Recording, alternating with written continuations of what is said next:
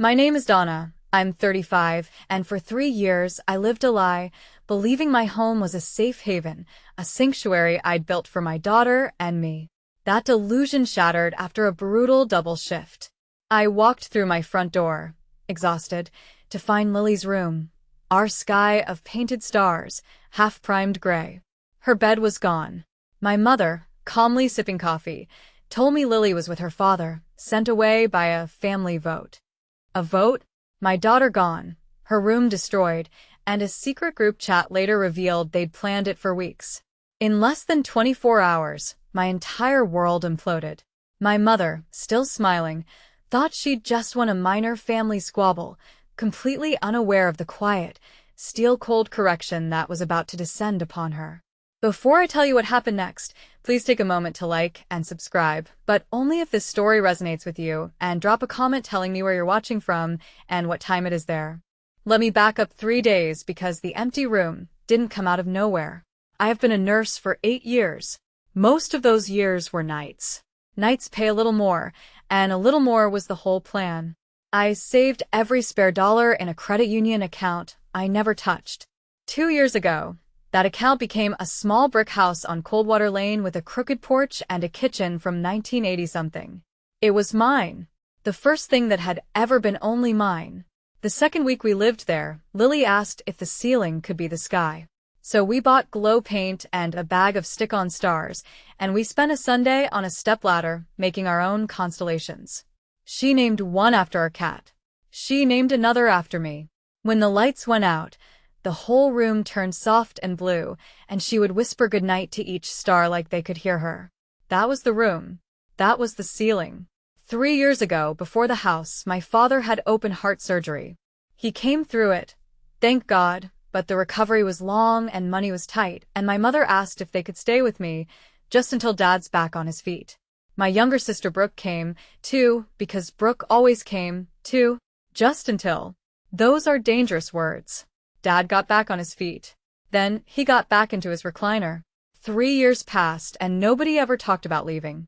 By the time I bought Coldwater Lane, the 3 of them simply moved in with me, the way water moves into a low spot. I let it happen. I was busy keeping a small girl alive and fed and loved. That was my first mistake. Here is how a house stops being yours without anyone signing anything. It starts with the coffee. My mother rearranged my cabinets the first week, so the mugs were where she liked them. Snorts. Then the calendar on the fridge became her calendar. Then the good chair at the dinner table became my father's chair, and you learn not to sit in it. By the second year, my mother had a word she used for everything. Family. We don't keep score in this family, she would say, while keeping score.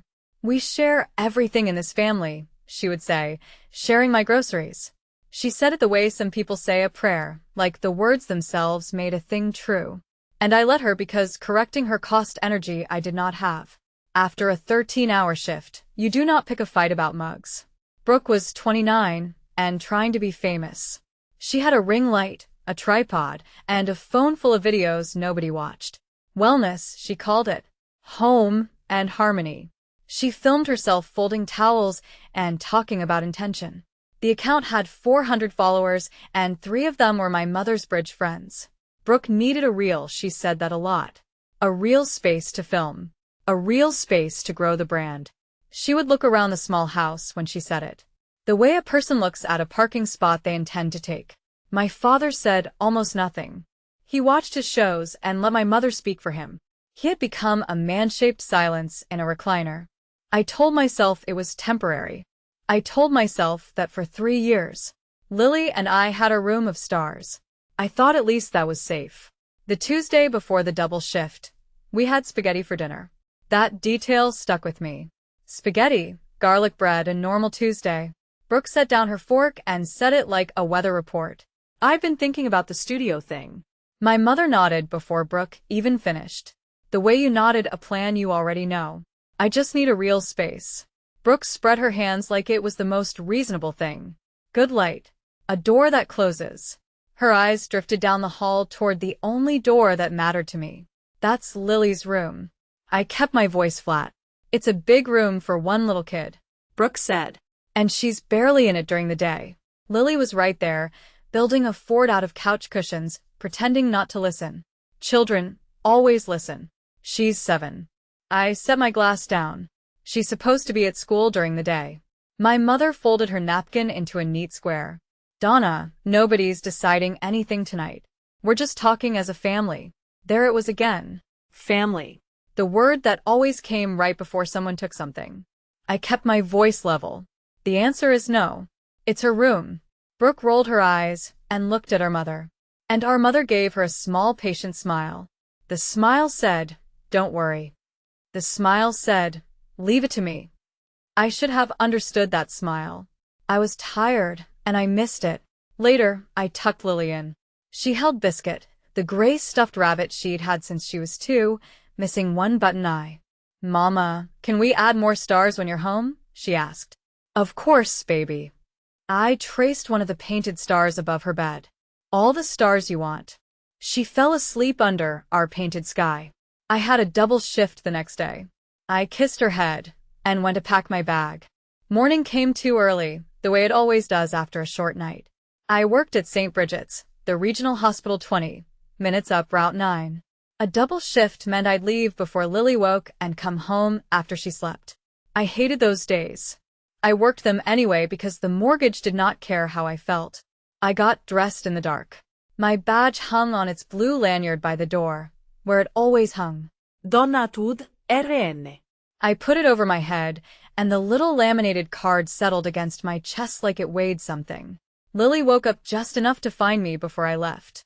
She padded into the kitchen in her socks, hair everywhere, Biscuit dangling from one hand. "Are you working the long one?" she asked. "The long one, but Grandma will get you from school." She wrapped both arms around my waist and squeezed. "Pay more stars when you're home, Mama," she said into my scrubs. "I promise." I kissed the top of her head. "Be good. I love you to the moon." To the moon and the dog star. That was our thing. I left at 6:15. The sky was the color of dishwater. I remember the house in my mirror, small and quiet. My whole world asleep inside it. By noon, my phone started buzzing in my locker. I couldn't answer it. I was in a trauma bay with a man whose heart was trying to quit, and there is no pausing that. Buzz, buzz, buzz. 3 calls from my mother. 2 texts from Brooke. 1 from a number I didn't know.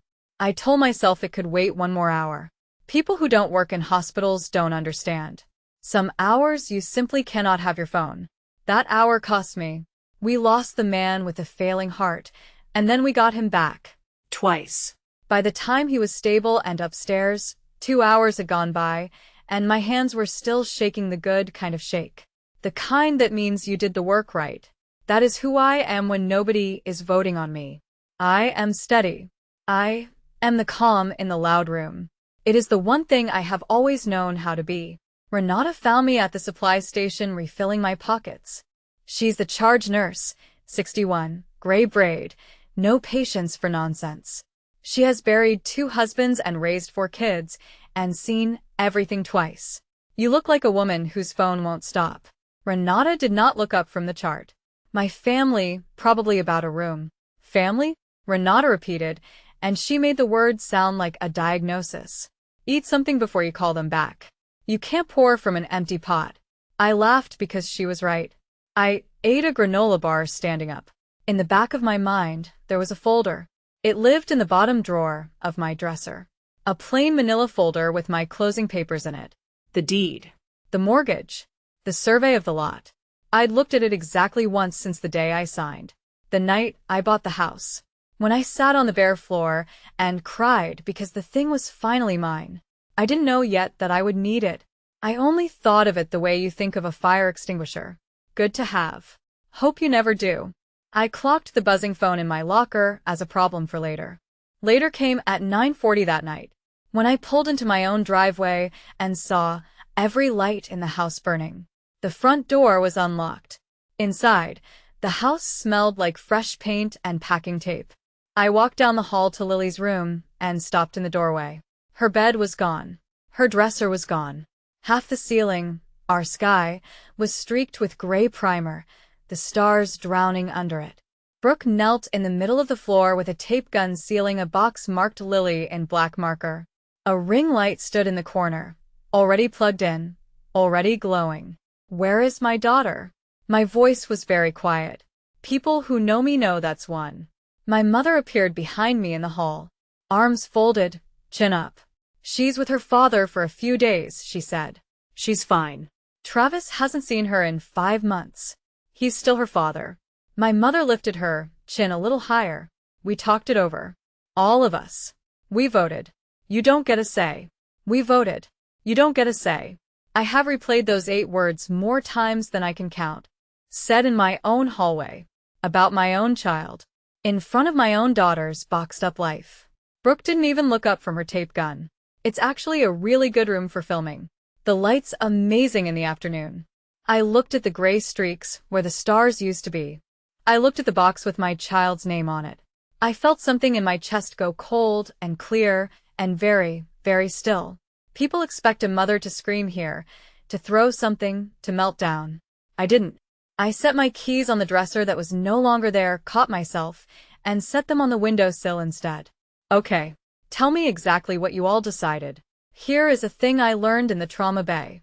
When everything is on fire, you slow down. You ask questions. You find out what is actually true before you touch anything. So, I did not scream. I asked, when did Lily leave? This afternoon. My mother said, right after school. Travis picked her up. Did anyone call me? We tried. You didn't answer. She said it like the missed calls were proof of something. Like a working mother who can't answer at noon had already lost the argument. What did you tell Travis? A small pause. The first crack. That you needed a break. My mother said that you were overwhelmed and asked if he could take her a few days. I never asked that. Well.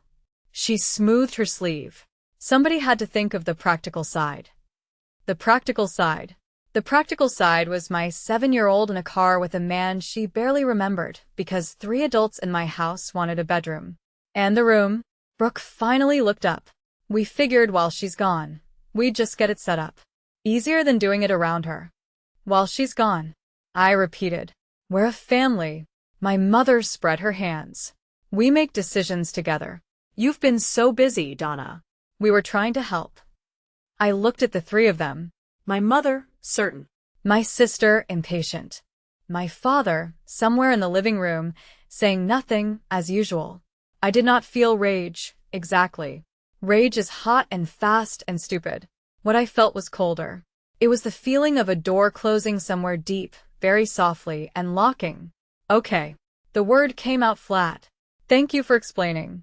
Then I picked a biscuit from the half-packed box, walked to my car, and called the only number that mattered.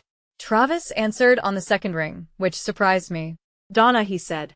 Hey, I was going to call you. In the background, I heard a television and the small specific sound of my daughter not talking. Lily talks constantly when she's happy. Silence from her is a fire alarm. Put Lily on in a minute. First, tell me what my mother told you. He sighed. Travis is not a bad man. He is a tired, checked-out man who left when Lily was 2 and sends a card on her birthday most years. That is its own kind of failure, but it isn't cruelty. Your mom called this morning, he said. Said you were burned out. Said you needed a few days, and asked if I'd take Lily. She made it sound like you set it up. I didn't set anything up. There was a long pause. I figured something was off, he admitted. Lily cried the whole drive. Kept asking when you were coming. I didn't know what to tell her. I closed my eyes and breathed the way I teach scared patients to breathe. In for 4. Hold. Out for 4. It's not your fault, I said, and I meant it. You were lied to. I'm gonna come get her. Tonight, if you'll let me. Course, he said, relief leaking into his voice. Honestly, Donna, I love her, but I can't do full-time. I'm not set up for it. I never was. At least he was honest. My mother had handed my child to the one person who'd already told everyone he couldn't keep her and called it the practical side. Let me talk to her. I heard him call her name. I heard small feet. And then my daughter's voice, wobbling. Mama, baby. I said, and I kept my voice as warm and ordinary as bathwater. I hear you're having a sleepover at Daddy's. I don't want a sleepover, Lily said. I want to come home. They put Biscuit in a box. I've got Biscuit right here. He's safe. He's sitting in my lap in the car, and he misses you. Are you coming? I'm coming right now. I'm putting on my seatbelt this second. Can you hear it? I clicked the buckle next to the phone. A small, watery laugh. Yeah. 45 minutes. Pack your backpack. Brush your teeth. I'll be there before you finish a single show. Okay. A pause. Mama. Why did Grandma make me leave? There are questions you cannot answer honestly to a 7-year-old.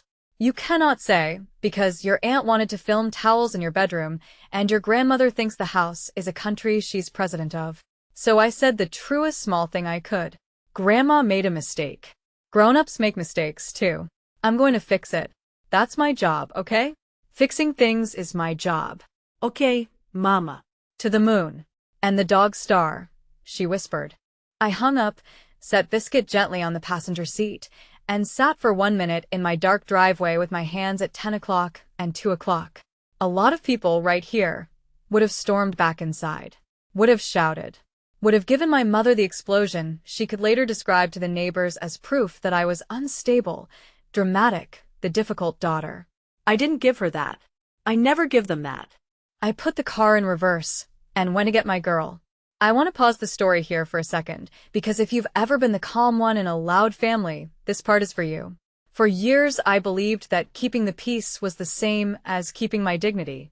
That if I never raised my voice, never made a scene, I was winning by being the bigger person. If you've ever swallowed your own no to keep a dinner table quiet, drop a comment and tell me where you're watching from. I read them all. And if these calm revenge stories are your kind of medicine, subscribe because I post a new one every week. Now back to that driveway. Before I'd backed all the way out, my mother came onto the porch. She didn't look worried. She looked annoyed, the way you look at a kid making a fuss in a store. Where are you going? She called. To get my daughter. Donna, you're overreacting. She's perfectly fine. She's been crying for 6 hours. My mother waved that away with one hand. Children cry. You're going to drag her back here and confuse her. We made a sensible decision as a family. You keep saying family like it's a vote you're allowed to win. It is. She crossed her arms. 4 of us, 1 of you. That's how votes work, honey. 4 of us, 1 of you. She actually counted. She counted my father's silence and my absent ex and my sister's ambition as votes against my own child. I didn't argue the math. Arguing the math was what she wanted. We'll talk when I'm back, I said, and I drove away while she was still mid-sentence, which I have found is the most peaceful way to end most conversations with my mother. The drive to Travis's gave me 45 minutes to think, and thinking is something I'm good at when my hands are busy. Here is what I knew. My mother believed she had power. She did not. Belief and power are not the same thing, though a confident person can fake the difference for a long time. What did she actually have? Nothing on paper. She paid no rent. She had signed nothing. She was a guest who'd forgotten she was a guest, the way a long-term guest does, until the day they start voting on your furniture. What did I have? I had a manila folder in the bottom drawer of my dresser. When I got to Travis's, Lily ran out before I'd even parked, backpack bouncing, and threw herself into me so hard I staggered. I held her on the sidewalk for a long time. Travis stood in the doorway looking guilty and relieved at once. He carried her bag to the car without being asked, which was the most fatherly thing he'd done in years. I'm sorry, he said, for believing it. I know. Take her to the zoo sometime. On purpose. Not because someone tricked you into it. He almost smiled. Yeah, okay. On the drive home, Lily fell asleep before we hit the highway, Biscuit tucked under her chin. I drove with one hand and held her sock foot with the other. That's when the plan finished forming. Not a fight. I am bad at fights and I find them undignified. What I was going to give my family was a correction. Quiet, complete, and impossible to vote against. But first I needed to know exactly where I stood. And for that, I needed to make a phone call I'd never imagined making about my own mother. I carried Lily inside at 11 o'clock that night and put her to sleep in my own bed, since hers no longer existed. She didn't wake. I stood in the doorway of her stripped room for a while, looking at the gray ghosts of our stars. In the morning, the house performed normal at me. My mother made pancakes, as if pancakes were an apology that didn't require words. Brooke scrolled her phone. My father read the back of the syrup bottle. Then my mother slid something across the counter while I poured coffee. A glossy brochure? A bank logo. I've been looking into things, she said brightly. Did you know with everyone's income we could refinance? Get the whole family on equal footing. Make it official that we're all in this together. I set down the pot very carefully. Refinance whose house? Our house, Donna. This house. She smiled. It's silly that it's all on you. What if something happened to you? Where would we be? So that was the real shape of it. Not just a room, a foothold, a name on a paper. And the studio? I asked, keeping my tone like weak tea. Brooke perked up. Oh, that's happening Saturday. I invited some collaborators for the reveal. A photographer's coming. It's going to be a whole launch. Saturday. Saturday, my mother confirmed, pleased that I seemed to be coming around. It'll be lovely. Mrs. Okafor's stopping by, too. I told her all about Brooke's brand.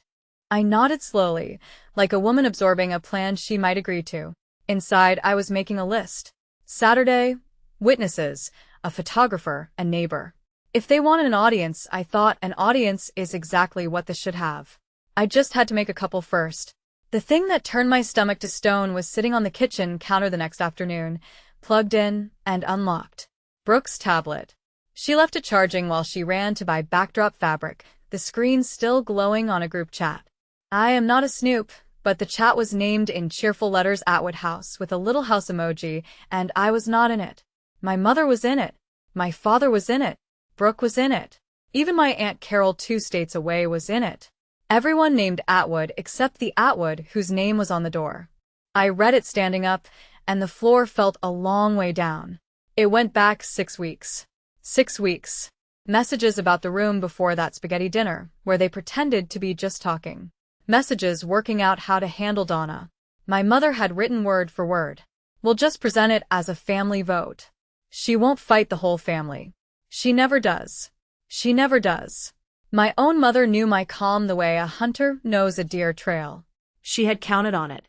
My silence wasn't peace. To them, it was a green light. There was more.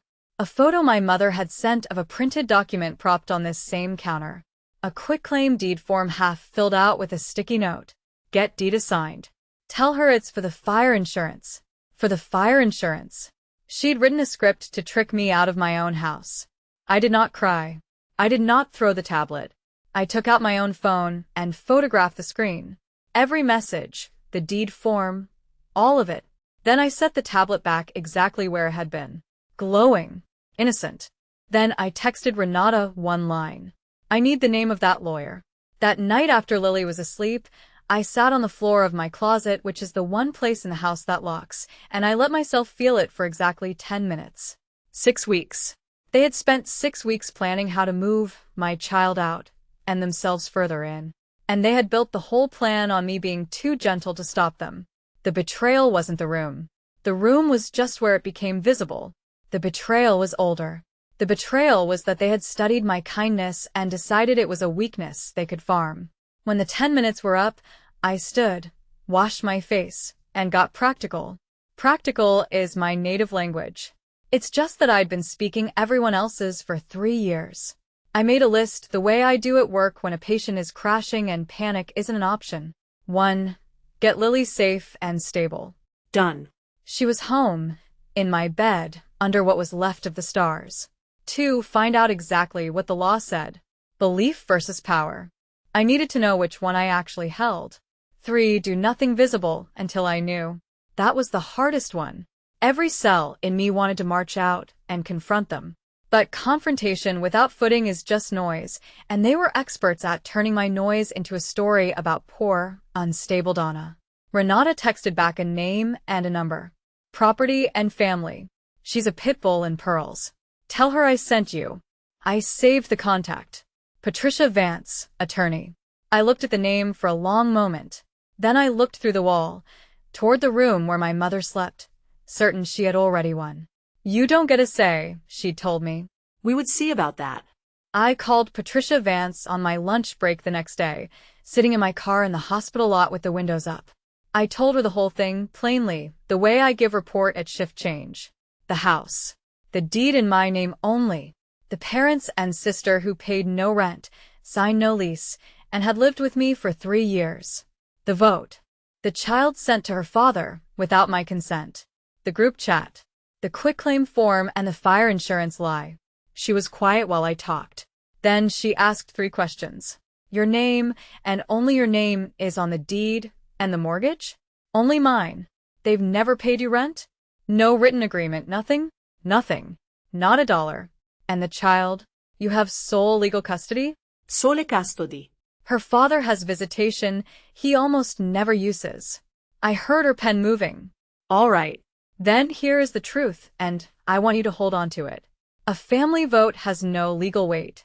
None. You could hold a vote about who owns the moon. It would mean exactly as much. I let out a breath. I think I'd been holding for 3 years. Legally, she went on, your parents and sister are what we call licensees, guests you've allowed to stay. You can withdraw that permission. With proper written notice, they can be required to leave. And no grandparent on earth gets to decide where your child sleeps. They handed her off to her father based on a lie. That alone is serious. So, I'm not crazy. I said quietly. You're not crazy. You're the only adult in that house with any actual standing. A pause. Do you want to do this loud, or do you want to do this right? Right. Always right. Good, said Patricia Vance. Then, let's get some papers in order. Lily woke up the next morning in my bed and forgot for about 4 seconds that anything was wrong. Then she remembered. Can I see my room? She asked. I'd hoped to fix it before she looked. I hadn't gotten the chance. Let's look together. I said, because hiding a hard thing from a child just teaches them that hard things are shameful. We stood in the doorway. The bed gone. The dresser gone. Brooke's ring light in the corner like a cold little moon. And the ceiling, our sky, half swallowed by gray primer. In the places where the stick-on stars had been peeled off in a hurry, the paint had torn, leaving pale ghost shapes where stars used to be. Lily was very quiet. Then she pointed up. You can still see where they were, she whispered. The stars left a mark. I knelt down and held her. They sure did. My voice did not shake, because I would not let it. You know what? Marks like that mean something was really there. Something good. And good things can come back. Promise? I promise. I'm going to bring back every single star. She nodded against my shoulder, believing me, because I have never once broken a promise to her, and I was not about to start. Over her head, I looked at those torn paint scars on the ceiling, and I made myself a different kind of promise. Not loud, not cruel, but complete. Whoever did this to a 7-year-old's painted sky was going to learn the difference between a family and a household they happened to live in, and they were going to learn it on a Saturday, in front of company. I tucked Lily's hair behind her ear and stood up. Pancakes, then we plant stars. My mother caught me in the kitchen while Lily watched cartoons. I see you brought her back, she said, in the tone you'd use about a returned library book. She lives here. I did not stop wiping the counter. She's 7. This is her home. You undermine the whole family in front of Travis. My mother set a plate down hard. Do you know how that makes us look? How it makes you look? I said. Isn't really my project anymore. She didn't catch the shift in that sentence. She was too busy being right. The studio is still happening Saturday, she said. Brooks worked very hard. I expect you to be gracious. People are coming. People are coming. I repeated. The Hendersons, Mrs. Okafor, Brooks' photographer, and 2 of her, brand people. She fluffed her hair. It's a real opportunity for her. Don't ruin it with one of your moods. One of my moods? I have one mood. Is called staying calm while being robbed. I wouldn't dream of ruining Saturday, I said, and that at least was completely true. Brooke wandered in. You're not going to be weird about the room, right? The light's already set up. It'd be a pain to move. I won't move your light, Brooke. I would, in fact, not move her light. I would let her move it herself into a rental truck, but she didn't need that information yet. My mother smiled, satisfied, certain the storm had passed. She read my calm the way she always had, as surrender. Good. I knew you'd see sense. We're a family. There was that word again. The last time I promised that she would get to use it on me like a leash. We'll talk Saturday. I spent the week being the most pleasant version of myself anyone in that house had ever met. I made coffee. I complimented Brooke's backdrop fabric. I asked my mother about the refinance brochure with what looked like real interest, and I let her explain it to me twice, nodding, gathering strength. Meanwhile, in my car on my brakes, in the locked closet at night, I worked with Patricia Vance. She drafted 3 notices to vacate, one for each adult, written to the letter of Ohio law, 30 days, since none of them had ever paid rent and none could claim a lease. She had them reviewed, signed, dated, and then she did the part that mattered. On Thursday, a process server delivered them, and certified copies went out by mail with green return cards. I watched from the kitchen window as my mother collected the mail on Thursday afternoon. I watched her flip past the certified envelopes, frown at them, and drop all 3 in the basket by the door where she throws what she calls junk. She didn't open them. She was so sure nothing official could be aimed at her in my house that she filed her own under junk mail. I also signed a petition with Lily's name on it to formalize what was already true on paper, so that no grandmother with a brochure could ever again decide where my daughter slept. Patricia called it belt and suspenders. I called it never again. Everything was filed. Everything was lawful. Everything was quiet. By Friday night, the only person in that house holding all the facts was me. I tucked Lily in on an air mattress in my room. She asked if Saturday was the star day. Saturday is the day everything gets fixed, I told her. You'll see. Let me step out of the story for one more moment, because I think somebody watching needs to hear this tonight. If your kindness has ever been treated as permission, this is what I learned the hard way. Being calm is not the same as being a doormat. The difference is a boundary. A doormat says yes to keep the peace. A calm person can say no, mean it completely, and never once raise her voice. If you've been confusing the two, like I did for 3 whole years, write the word boundary in the comments so I know you're out there. And if you want to see how this Saturday ended, stay with me because we're almost there. Now, Friday turned into Saturday, the way it always does, whether you're ready or not. I woke before everyone. I drank my coffee at the counter in the quiet. Brooke's ring light glowed faintly down the hall through Lily's open door.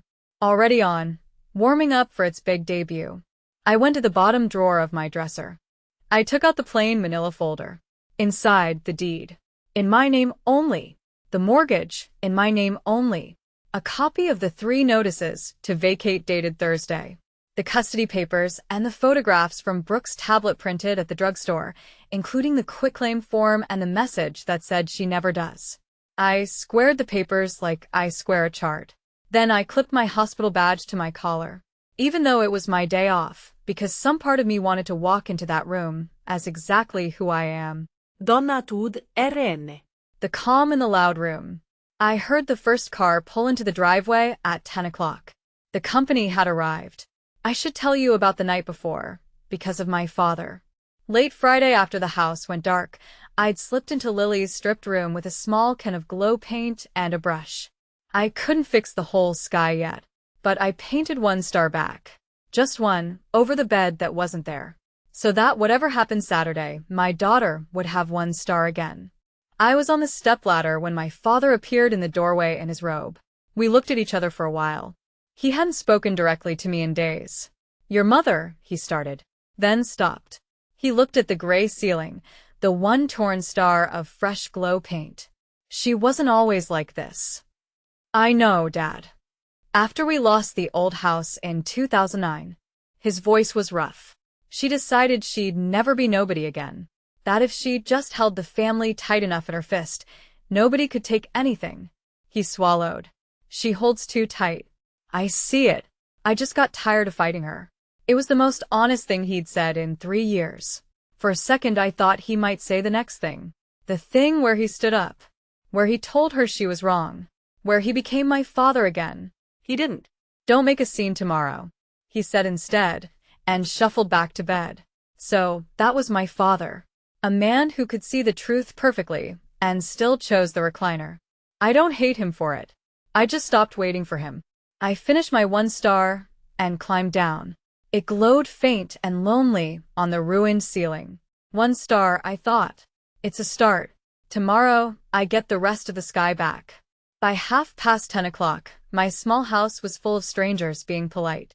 Brooke had 2 collaborators, women about her age with careful hair and ring-light tans, and a photographer named Devin, who kept checking the light through his fingers like a frame. Mrs. Okafor from next door came in her church clothes, holding a foil-covered dish, because that is what good neighbors do when they're invited to something they don't fully understand. My mother was radiant. She moved through the little crowd like a hostess at a gallery opening, one hand on Brooke's shoulder, telling everyone about the family's new creative space. My father sat in his chair in a clean shirt. Lily stayed close to my leg, biscuit under her arm, watching all these adults fill up her house. There she is, my mother said when she saw me. Her smile had an edge. Donna's been so supportive. Wouldn't miss it. I had the manila folder under my arm, flat against my side, the way you carry something you don't want noticed yet. Devin sat up near the doorway of Lily's room, framing the ring light and the half-primed wall. One of the brand women cooed about the natural light. Mrs. Okafor stood a little apart, sensing, the way older women do, that the air in the room didn't match the smiles. Should we do a little toast? My mother announced, lifting a glass of sparkling cider. To Brooke and to new beginnings and to family doing big things together. Glasses went up. Polite murmurs. I did not lift a glass. I stepped into the middle of the room, set my badge straight with 2 fingers, and spoke in my ordinary indoor trauma bay voice. Before the toast, I said, "Can I ask Mom to explain one thing for our guests?" The room turned to look at me. My mother's smile held, but her eyes sharpened. "Of course, honey," she said, performing warmth for the company. "What is it?"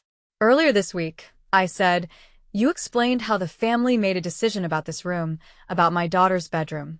I want to make sure I understood it correctly in front of everyone." A small silence. Devin lowered his camera. The brand women glanced at each other. "I don't think our guests need the details," my mother said lightly. "Oh, I think it's a lovely story about family." I smiled for the room. "You said you took a vote. Tell them how it went." I watched her decide. I watched her calculate that the confident move, the only move that fit the matriarch she played for the neighborhood, was to own it, to say it proudly. She had never once, in my whole life, backed down in front of an audience. She lifted her chin, exactly the way she had in the hallway. "We did take a vote," she said to the room, smiling. "We're a close family. We make decisions together, all of us. And yes, we decided this room would serve the family better as Brooke's studio." She turned the smile on me, sweet as a knife. Donna was outvoted 4-1. She doesn't get a say in everything just because she's the oldest. There it was. Out loud.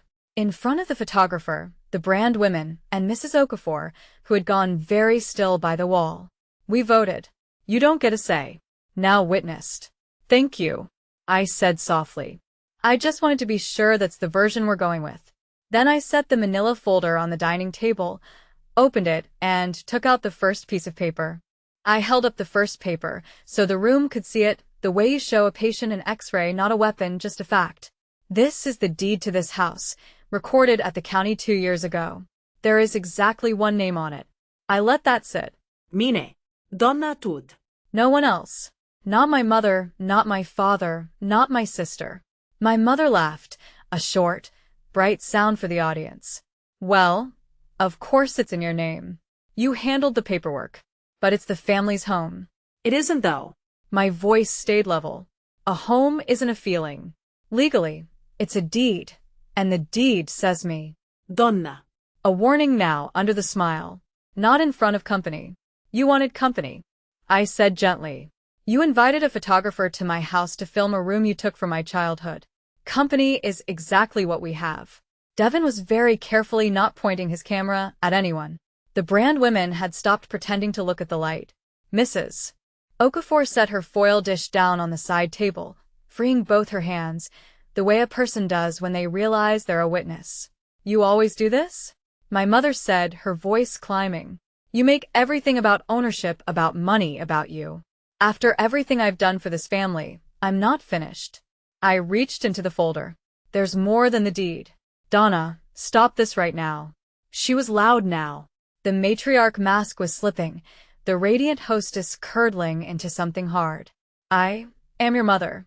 You are? I agreed. And I'm Lily's. Hold that thought. I took out the second set of papers and laid them in a neat row on the table, like a hand of cards I'd been holding all week. 3 envelopes, 3 notices, 1 for each of them. There was no vote. There's a deed. I said it quietly, and somehow the quiet made the room go quieter still. You can vote on where to go for dinner. You can vote on what to watch on TV. You can hold a vote about the weather if it makes you feel like a family. I tapped the deed once with 1 finger. But you cannot vote on a house with 1 name on it. And you cannot vote on my daughter. My mother stared at the deed like it might rearrange itself if she glared hard enough. This is insane, she said. We are blood. You can't put your own mother out on paper. Let's talk about the paper. I picked up the 3 notices. You got these on Thursday. I fanned the 3 notices like cards. Certified mail. I watched you put them in the junk basket by the door without opening them. So, let me read you the headlines. I held one up. Notice to vacate. 30 days. Legally served. 1 for you, Mom. 1 for Dad. 1 for Brooke. The color started to leave my mother's face right then. I watched it go, the way you watch a monitor when a number starts to drop. You can't evict family, she said, but it came out thin. My lawyer says I can. Her words were, a family vote has no legal weight, but a notice to vacate does. I set them back down. You've never paid rent. You never signed a lease. In the eyes of the law, you're guests who were asked to stay and are now being asked to go. 30 days. It's already done. Brooke made a small sound, like the air going out of a float.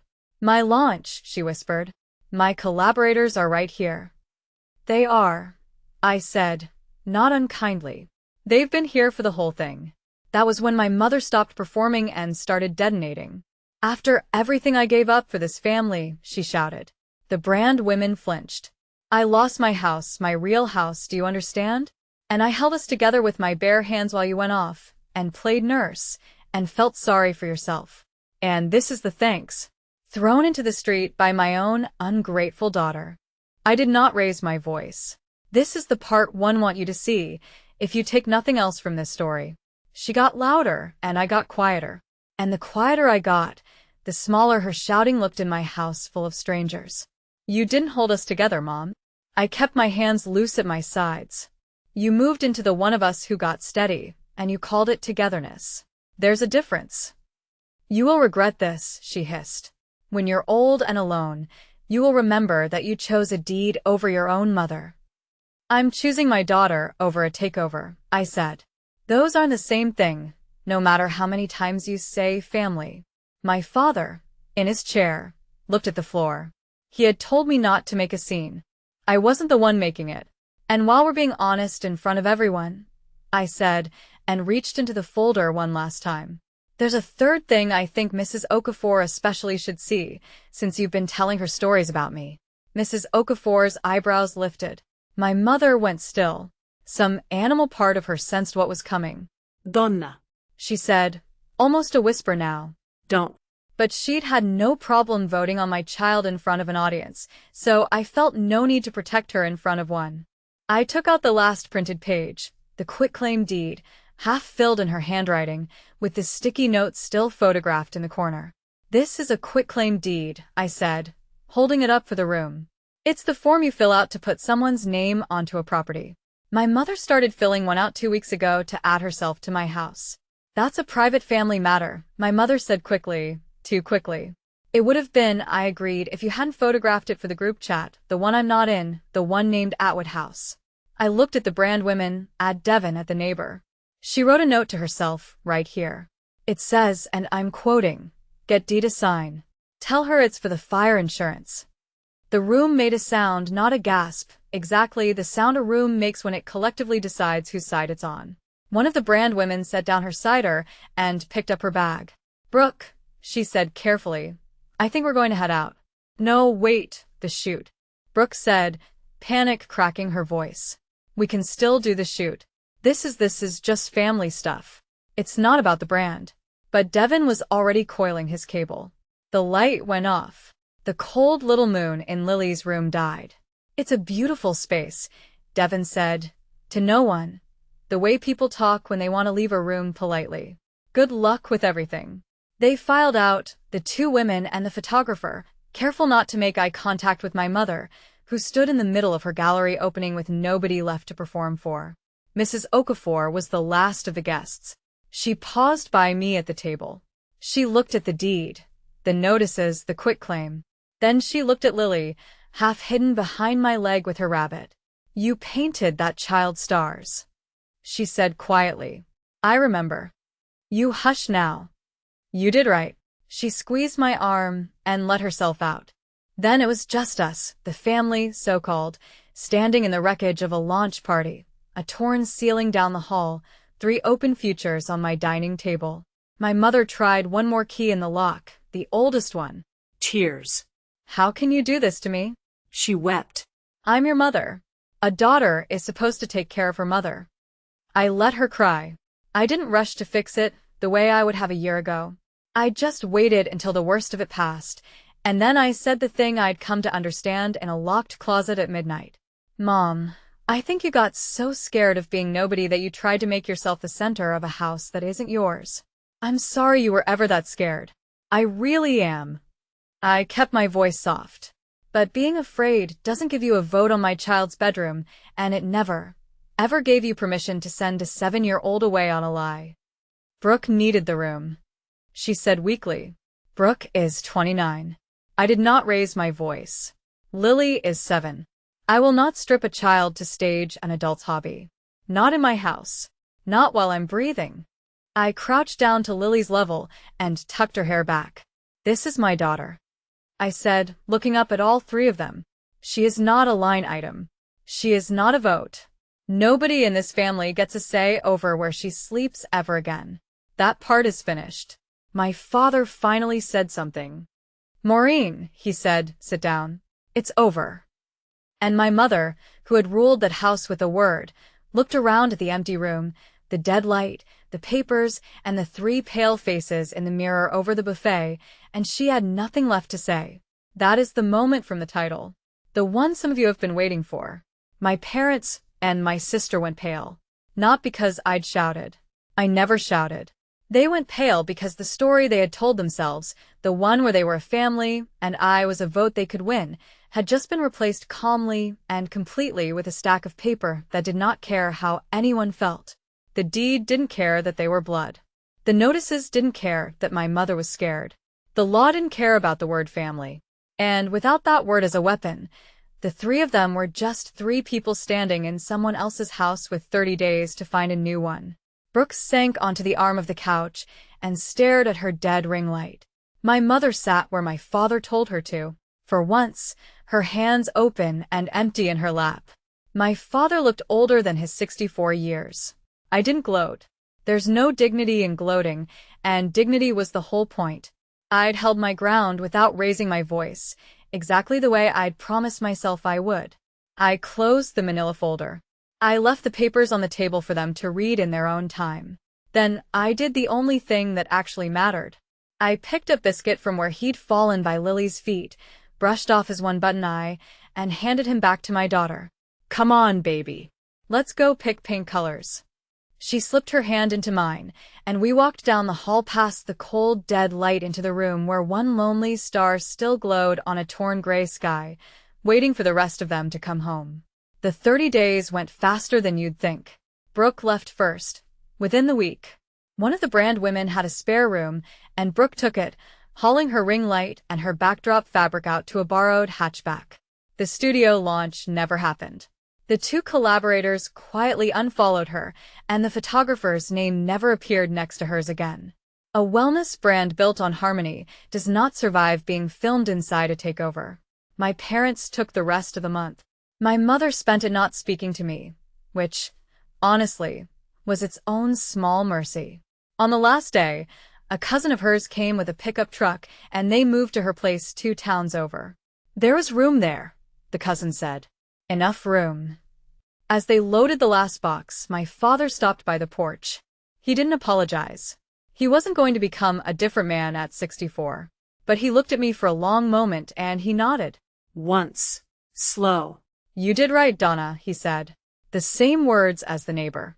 Maybe the only true thing left in him. Take care of yourself, Dad, I said, and I meant it. Then the truck pulled away, and the house was quiet in a way it hadn't been in 3 years. Not empty. Quiet. There's a difference, the same as there's a difference between a doormat and a calm woman. For the first time since I'd signed the deed, the house was actually mine. I changed the locks that afternoon. Not out of spite, out of arithmetic. The old keys belonged to a house that no longer existed. The custody petition went through without a fight. On paper now, in ink, in a courthouse, the answer to who decides where Lily sleeps is one name, mine. No vote can ever touch it again. And the ceiling. That first free weekend, Lily and I bought glow paint and a fresh bag of stars. We rolled clean white over the gray primer, and when it dried, we put the sky back, star by star. She named one after the cat again. She named one after me. We added a new one just for that night, low near the window. What's that one? I asked. That's the home star, she said. So, we always know where it is. Biscuit sat on her new bed and supervised. My mother called once, about a month later. She didn't apologize either. She said she'd forgiven me, which is a thing people say when they cannot say sorry. She asked when she could see Lily. I didn't slam the door. I'm not built that way. And Lily deserves grandparents who can earn their way back. You can see her. I did not soften it, and I did not sharpen it. Here, with me, when you can be in this house without trying to run it. She didn't like the terms. But terms are how you keep a door open and your dignity at the same time. It's a start. Like one painted star. People think the strongest thing you can do is shout. It isn't. The strongest thing I ever did, I did in a soft voice, in my own dining room, with a sheet of paper in my hand and my daughter holding my other one. There was no vote. There was a deed. And the deepest lesson I carry from that Saturday is this. A boundary is not cruelty. Silence is not the same as surrender. And the people who mistake your kindness for permission are simply the ones who have never seen what your kindness was protecting all along. A house has one name on the door. So, does a mother's love. That's my story.